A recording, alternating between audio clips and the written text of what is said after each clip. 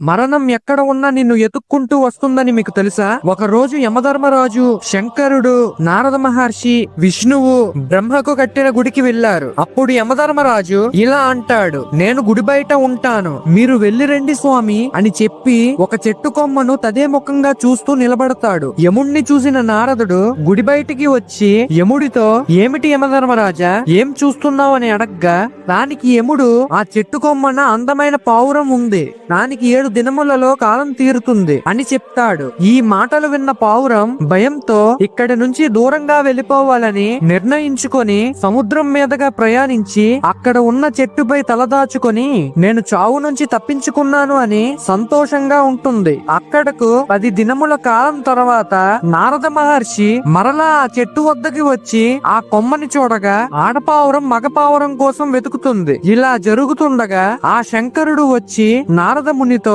ఏం చూస్తున్నావు నారద, ఆ పావురం ఎప్పుడో చనిపోయింది. ఇది విన్న నారదుడు, అదెలా స్వామి అని అడగ్గా, ఆ పావురం సముద్రం అవతల చెట్టు తొర్రలో పాము నోట్లో పడి చనిపోవాలని రాసి ఉంది కనుక దానికి ఆ ఆలోచన పుట్టించింది నేనే నారద అని చెప్పేసరికి అంతలో యమధర్మరాజు వచ్చి నారద మునితో, మీకు తెలియదా నారద, శివుడు ఆజ్ఞ లేనిదే చీమైనా కొట్టదని అని చిరునవ్వుతో అంటాడు. ఫ్రెండ్స్, ఓం నమ శివాయ అనే కామెంట్